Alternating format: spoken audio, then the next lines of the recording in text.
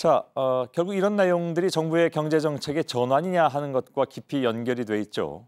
청와대를 연결해서 잠깐 좀 들어보도록 하겠습니다. 심수미 기자가 나가 있습니다. 자, 오늘 나온 내용은 홍남기 경제부총리가 주도한 것이라고 봐야 되겠죠? 네, 어제 정부 서울청사에서 비공개 경제장관회의가 열렸습니다. 산업부, 기재부, 그리고 고용노동부 등 각 부처별 입장 차이가 좁혀지지 않아 2시간 30분 넘게 격론이 벌어졌다고 합니다. 고용부의 경우 이 기존 안을 고수하는 반면에 다른 부처들은 기업이 받을 충격을 줄여줘야 한다 이런 주장을 폈던 건데요. 양측의 입장을 모두 들은 뒤에 탄력근로제 계도 기간을 연장하고 또 최저임금 시행령 개정안을 수정한다고 결론을 내린 것은 전적으로 홍남기 경제부총리였다고 한 참석자는 전했습니다. 예.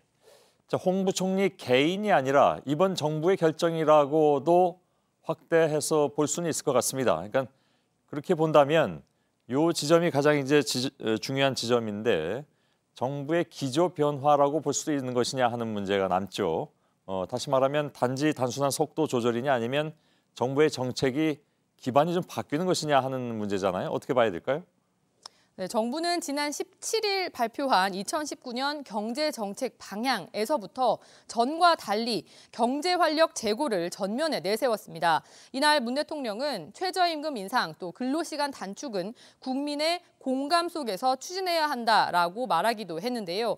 최저임금 인상 폭이 너무 빠르지는 않은지 노동부 실무자에게 질문을 던진 지 일주일도 되지 않은 때였습니다. 예. 경제 정책의 전면 재검토까지는 아니라고 하더라도 이 속도 조절과 함께 부분적으로나마 궤도 수정을 하는 것 아니냐라는 얘기가 나오고 있습니다. 물론 청와대에서는 거기까지는 아니라고 말을 하고 있습니다만 일기 경제팀 때와는 상당한 온도 차이를 보이는 게 사실입니다. 예.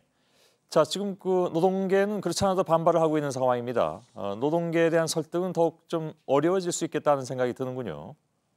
네, 당장 오늘 양대 노총, 이 한국노총과 민주노총은 비판 성명을 냈습니다. 정부가 기업 또 고용자 눈치만 보고 밀실에서 원안을 뒤집어 버렸다는 건데요.